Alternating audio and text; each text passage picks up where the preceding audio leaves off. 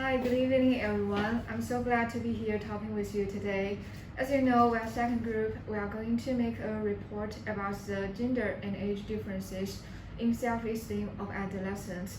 These are our group members. I am Xia Jing. This is Josephine.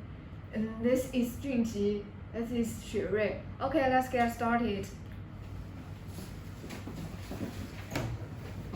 Our group presentation will take about 30 minutes and is divided into 5 parts. The first part is the literature review, the second part is the method, the third part is the results, and the fourth part is the discussion. The final part is references. Okay, let's turn to the part 1. Before I introduce you the literature review, I want to say something about the introduction. Self-esteem is an emotional experience of self-respect. In the current research on the structure of self-esteem, there are so many studies on the dimension of external self-esteem, meaning involving university students, secondary school students, left behind children, and poor students. Our study means to explore the structure and the differences of self-esteem among adolescents in the Chinese educational context. Okay, the first part of literature review is the concept of self-esteem. Self-esteem as one of the core components of self-awareness system is of great significance to individuals' psychological health. Scholars have made different definitions of self-esteem. There are 3 scholars have made the definition of self-esteem. Let's see. The first one is Rosenberg. He says that self-esteem is the individual's positive or negative attitude towards themselves. A second scholar is Cooper Smith. He considered that self-esteem as the individual's attitude of affirmation or negation of the overall sense of self-worth. A third one is Brandon. He argued that self-esteem is the individual's feeling in life experience, which essentially contribute to the individual's life quality.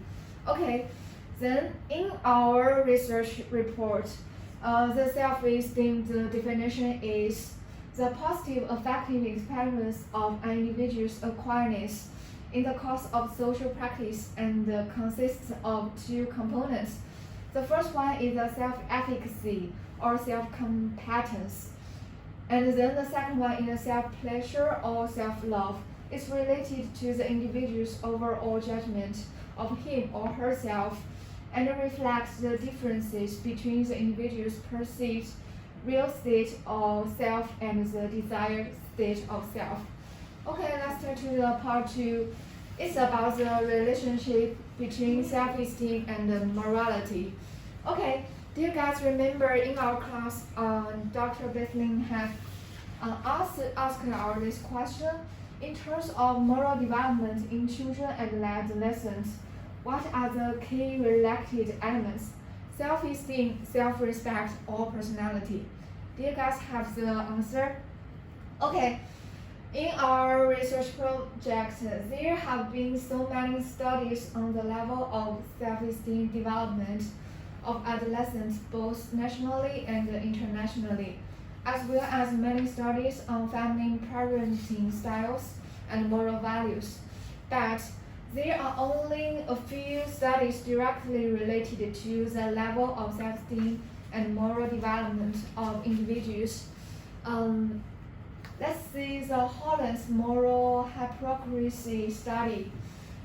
In this study, he found that the high self-esteem students really engage in self-justifying behavior, whereas low self-esteem students showed more self-justification behaviors. It means that you can see these 2 graphs. People with the higher self-esteem would be less likely to reduce their moral conduct diagnosed by self-justification when they act immorally, and therefore less likely to engage in moral excuses.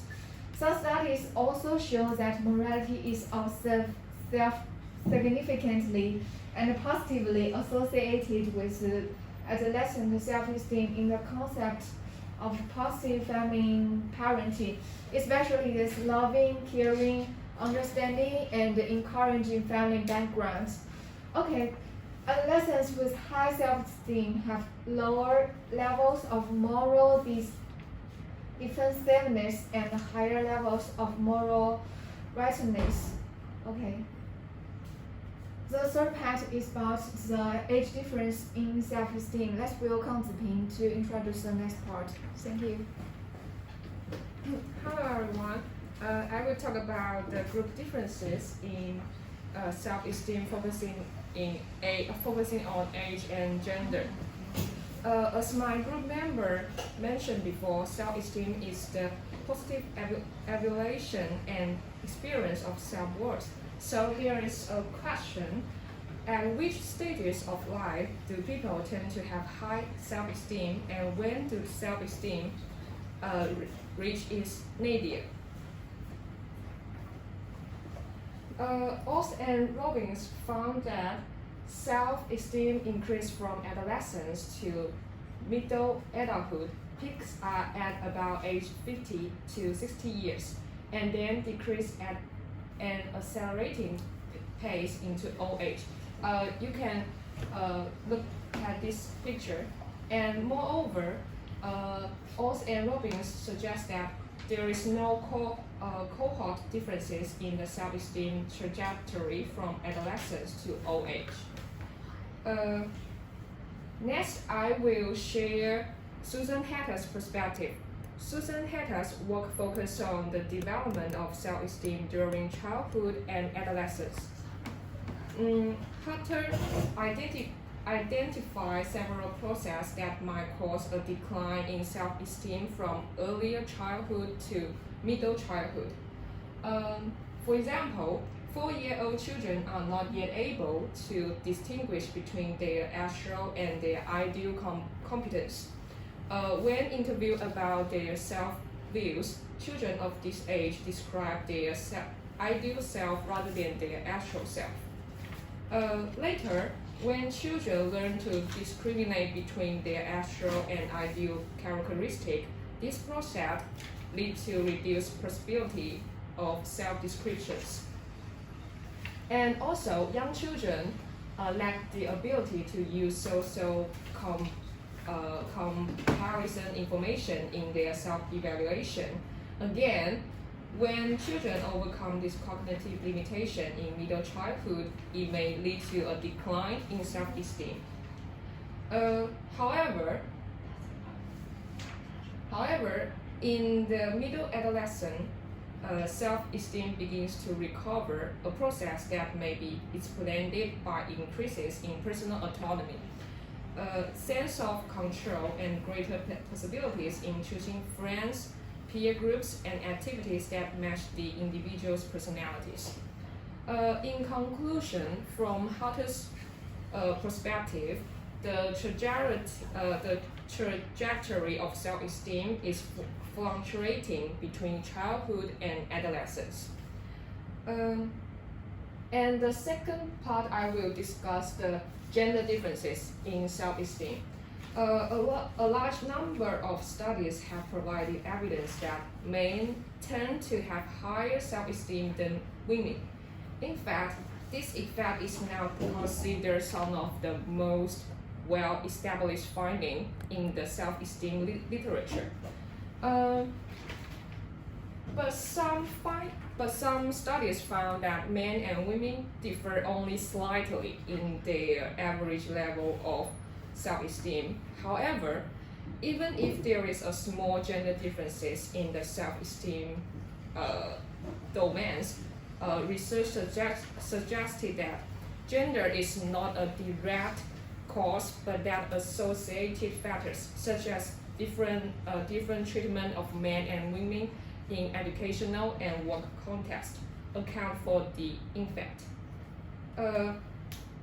As Arrow and all suggested, both men and women tend to show increase in self-esteem both adolescence to midlife and then decline in old age. Yes, this is my part. Let's welcome my group member. Hello everyone, now it's my turn to introduce our method. To set up our research, our design is to select 10 students from each grade and collect their perceptions of self-esteem by distributing questionnaires to the students with the help of their teachers. And the questionnaire will then return within a specific period of time, and the results were summarized in order to analyze the differences between age and gender. After that, we found out the conclusions. And now let's talk about the participants. The participants, we use the stratified sampling method to collect the students from grade 4 of primary school to grade 3 of junior school. And also in Jiangsu province, which means there were 10 students total in each grade and the number of boys and girls are equal. And talk about the materials. We used 2 materials. One is Roseberg's self-esteem scale and the other is online questionnaire. The Roseberg's self-esteem scale consists of 10 items and is graded into 4 levels. And the questionnaire was sent through a link or a QR code. Moreover, in consideration of the fact that some students are not allowed to use their cell phones because of their school rules, a hard copy of the questionnaire was also printed to them and distributed to the students by the school teachers. And now, let me introduce the procedure to you. The questionnaire was published online by us, and the students accomplished this questionnaire according to their own environment. And then we collect the questionnaire. The data were collected online, and all results were analyzed by us. And lastly, the research findings were analyzed by using tables to draw the conclusions. Well, let's introduce my partner to introduce another part. Next, I will introduce the part of data analysis. It includes 2 parts. The first one is the analysis of gender and self-esteem. The second one is the analysis of age and self-esteem. We analyzed the data collected from the questionnaire through tables and graphs. First of all, we classified 10 questions of SES and roughly divided this question into positive and negative aspects. In general, there are 6 positive questions and 4 negative questions. With regard to positive aspect, according to the data of question 1, 46.60-70% of girls choose strongly agree is twice as much as boys. It indicates that most girls think that they are a person of worth. With regard to the question of I feel that I have a number of good qualities, a larger part of participants choose the 2 options of strong agree and agree.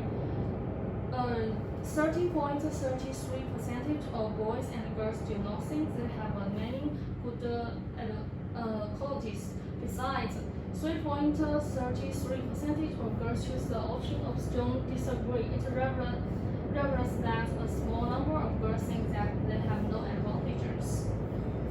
From the data of question 4, 90% of boys hold the view that they are able to do things as well as most others, while 10% of boys choose the option opposite option. 86.66% proportion of girls express positive attitude, while 13.33% proportion of girls choose the option of disagree. This means that a small number of girls do not believe that they can do things as well as most others. For the question 6, 93.34% of girls and girls hold the positive attitude towards themselves, and only 6.67% of boys and girls choose the option of disagree. Among them, 11 girls choose the option of strong disagree, 6 more than boys. It illustrates that girls have more self-affirmation than boys to a certain extent. For the question 7, 86.167% proportion of girls and 83.33% proportion of boys was satisfied with themselves. Among them, 23.33% of girls and 20% of girls choose the option of strong disagree. In addition, a A small part of boys and girls expressed that they were dissatisfied with themselves. With regard to the question 8, the measure of boys and girls want to earn more respect for themselves. 4 girls and 1 boy choose the option of disagree on this question. It indicates that there is a small part of girls who do not have the idea of earning more respect for themselves. With regard to the next negative questions, a large proportion of boys and girls consider that they are not a failure, and 8 boys and 6 girls choose the option of strongly disagree. However, 13.33% of girls choose the option of agree, with 10 more than of boys. It reveals that it is a certain percentage of girls who tend to consider themselves as a failure. For the negative question 5, 15% of boys believe they have nothing to be proud of, but 83.33% of girls hold the opposite option. The choice of boys and girls on this question are very different. Regarding to the question, I certainly feel useless at times. 73.33% of the girls and 17% of the boys disagree that, and 23.33% of boys and 20% of the girls choose the option of strongly disagree. However, 26.67% of boys and 23.33% of the girls express agree. It reflects that there is still a small proportion of participants who certainly feel useless at times. For the question 10, a large proportion of the boys and girls feel that they are not good for nothing, and 26.67% of the boys and 23.33% of girls choose the option of strongly disagree. However, 7 girls and 5 boys believe that they were not good at all. It demonstrates that girls show more negative attitude than boys on this question. In general, although the date of the question 1, 5, 6 indicates that girls are more satisfied with themselves than boys, and the proportion of boys and girls who chose negative answers on questions 7 and 9 is similar. The proportion of girls choose negative answers on question 2, 3, 4, 8, and 10 is much larger than that of boys. Overall, it shows that the self-evaluation of girls is lower and the self-esteem of girls is lower than boys to a certain extent. The second part is the analysis of age and self-esteem. Based on the comprehensive analysis of collective data, we can conclude that a larger proportion of children aged 10 and 11 chose negative options when they were answering questions in the self-esteem scale. It indicates that children aged 10 and 11 tend to show a negative attitude towards their self-esteem. If you want to know more about the data, you can check on our group reporter. On the whole, the data of this questionnaire can only draw the conclusion that the self-esteem of children aged 10 and 11 is low among the participants. It cannot draw the trend and conclusion of increase or decline. Therefore, the summary cannot verify the hypothesis that the self-esteem of adolescents increases with age. The next part is about discussion. Let us turn to the charade game. Hello everyone, it's also my turn to talk about the discussion. But because of the error, I don't know why the discussion without a letter. But anyway, let's talk about discussion. On the discussion, after analyzing the impact of gender on adolescent self-esteem, we conducted that self-esteem of female students is lower than that of the male students to a certain extent. The number of female students choosing negative options in question about self-evaluation winning, respect, and so on is higher than that of male students. This is the same as our initial hypothesis. And however, we only can conclude that self-esteem of 10-year-old and 11-year-old children is lower than that of other participants. After doing the research about the age and their self-esteem, well, in addition, the statistical results have no obvious regularity. In some questions, the choices of some students reflect their high self-esteem, while some questions are the opposite. So this does not test our original hypothesis that there is a positive correlation between age and self-esteem. And we think it's due to the time limitations and the such number of samples and the small time span. First, let's talk about the limitation. We found 4 limitations. The first, inadequate sample size. We select only 10 students in each grade, which only 5 male and 5 female students each. Such a sample size is not enough to support our study. And the second one, personal selection preference. The questionnaire was in the form of a self-report, and there may be a case of personal bias. As adolescents are also young, they may tend to choose answers that satisfy their teachers or parents. And moreover, they also will choose the same answer as the most of students. The third one, limited time. Because of the short time, we don't have enough information about the real impact of gender and age on their self-esteem. And knowing the results only at one point in time cannot reflect the variability of the study results. And lastly, single aspect of the study.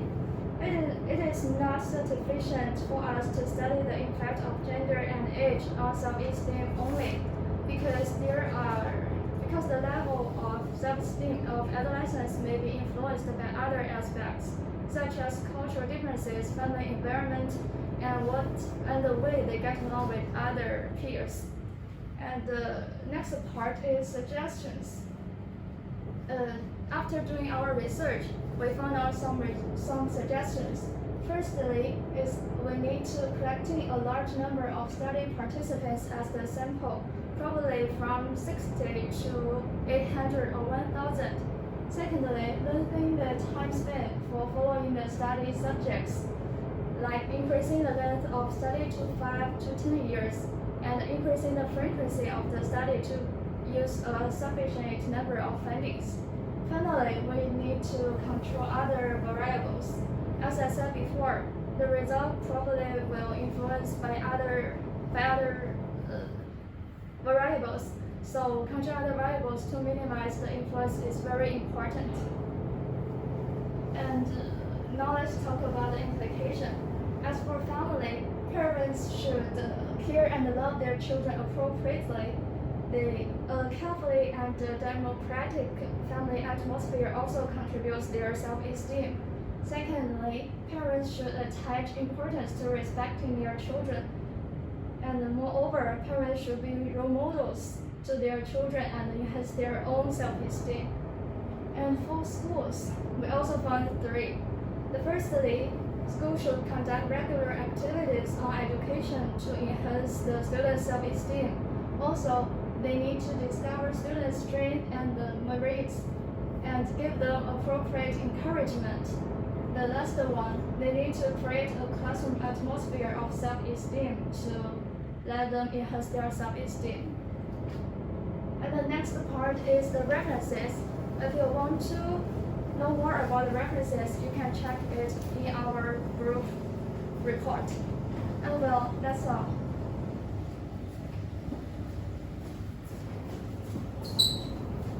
Thank you, everyone. Thank Thank you. you. Bye-bye.